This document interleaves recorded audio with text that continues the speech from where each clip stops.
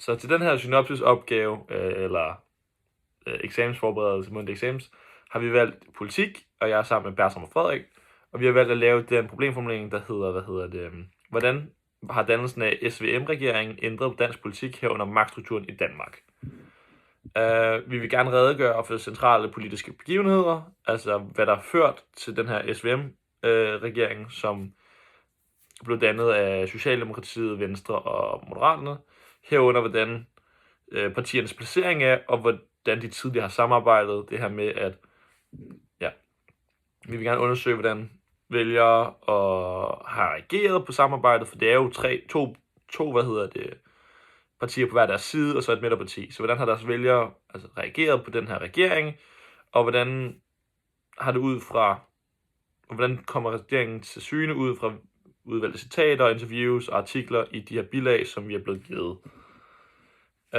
Og så til sidst vil jeg gerne nu diskutere SVM-regeringens bidrager til en fornyelse eller en svækkelse af folkestyret inden for demokratiet. Så for at redegøre for de her, politiske begivenheder, så har vi valgt at redegøre for, hvordan S-regeringen er blevet dannet efter valget i 2020, hvor klassisk blok pludselig blev brudt. Det her med, at der var et rødt og et blåt parti, som valgte at stå sammen, hvilket var lidt ud af det normale, ud af normen. Og hvordan,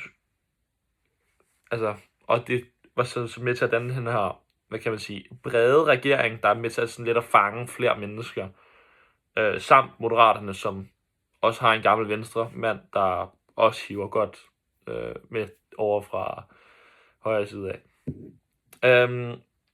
Hvis vi følger bilag 2, sker det ved visse reformer og stabilitet.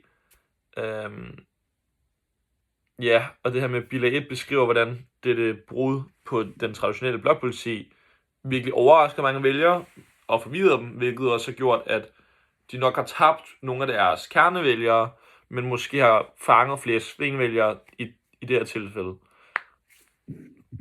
Ja, og så undersøgelsen har vi valgt at fokusere meget på det her med, at medierne er både optimistiske og bekymrede for SVM-regeringen, da det er en unormal regering, da det er en regering, der krydser, blokkene, ikke? Hvilket også gør, når de forskellige blokke, de har forskellige politiske issues og positioner på de her issues, som skattepolitik. Hvis vi tager skattepolitik, Venstre vil nok have lavere skatte, hvor Socialdemokratiet vil have højere skatte, hvilket måske vil danne noget splid ind i den her regering. Det kan du også se i bilag 1, at det her med, at bilag 1 kommenterer på, hvordan at de her forskellige positions issues og er uenige om dem, og hvad det så gør. Og så, hvis vi går tilbage, Og ud fra den her undersøgelse så vi i bilag 4, at Socialdemokratiet faktisk har haft tilbagegang med en procentmeningsmåling på 20,6%, med meningsmålingerne fra en tilbagegang fra de 27,5%, de havde i valget i 2022.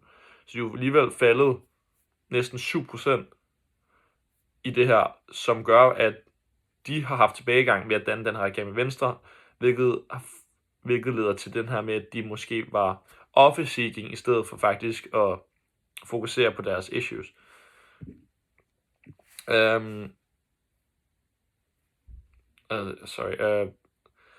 Også det her med, at de så danner det her catch-all, har ikke fungeret for Venstre. Altså, Venstre har mistet marginalvælgere til LA og Danmarksdemokraterne, som vi kan se i bilag 4, hvilket også har gjort, at det catch-all-koncept, som de skaber her ved at gå ind i en regering med Moderaterne og Socialdemokratiet, faktisk ikke ender rigtig med at gå nogen veje til Socialdemokratiet og Venstre. Det ender faktisk bare med, at de gør det sværere for dem selv at komme med i regeringen næste år, da deres vælgere har valgt deres marginalvælgere har valgt at finde nye partier, som LA, som også nu faktisk står til at være være hovedkandidaten for statsministeren i det næste valg. Og igen, det her med position issue har været en stor bedrager har skabt tilbagegang i deres meningsmålinger. Det her med, at de har været nødt til at ofre nogle af de måske issues, som mange af deres kernevælgere og marginalvælgere sætter stor fokus på, har været med til at skabe, at de så mister de her vælgere, og derfor ender ude i en mindre ude i mindre procenter i meningsmålingerne. Og i diskussionen her, altså hvis vi går videre til diskussionen her, er en for og en imod for SVM-regeringen. Hvis vi starter med imod, kan vi sige, at SVM-regeringens forskellige politiske holdninger virkelig har været med til at øge det her igen position issue med forbindelse med samarbejde, hvilket har gjort måske det har været sværere for dem at indføre deres politik, selvom de faktisk er i en flertalsregering. Altså de er i den her regering, som de faktisk skal få videreført deres politiske mål, uden at have støtte fra uden at have opbakning fra støttepartierne, som man havde førhen i den gamle regering, hvilket er med til at gøre, at hvis de enes og kunne samarbejde om de her positions issues, vil de faktisk kunne få skabt en hel masse politisk til at komme igennem. Og så det her, hvis vi går ind under det, så kan vi tage det videre til medianvælgerteorien, hvor at SVM-regeringen forsøger at fange mange medianvælgere i midten, men med risiko for, at ingen vælger føler sig repræsenteret rigtigt. Altså det her med, at deres kernevælgere måske føler, at de lidt opgiver deres værdier for at bare komme i office, hvilket også gør, at de mister noget repræsentation hos de vælgere, hvilket gør, at de enten måske vælger LA eller DD, eller de vælger SF, eller hvad der ellers er over på en rød blok. Ikke? Det er med til at skabe det her sådan hul for de her vælgere, som der ikke ved, hvad de så gør. Og igen, de er office-seeking, hvilket gør det her med, at de folk måske ikke føler sig repræsenteret, det de bare tænker, de gør det bare for at komme med i, i regeringen. Og hvis du i bilag 1 siger Venstre sådan her, Venstre siger, hvis jeg lige kan finde det. Venstre har allerede annonceret partiet ved næste valg opstillet med ønske om at danne en borgerlig-liberal regering med Venstres formand som statsminister. Det er for alvor et nybrud i dansk politik. Allerede ved dannelsen af regeringen står det klart, at den ikke genopstiller samlet enhed.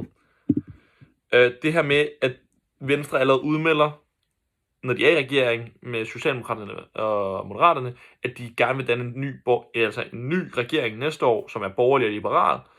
Altså det svækker deres koalition, altså med de andre, altså deres regeringskoalitions stabilitet bliver svækket, hvilket gør, at den nok ikke vil oprettes igen, den her regering, og dermed altså svækker den selve deres samarbejde og deres holdninger til hinanden, selv når de også er i regeringen.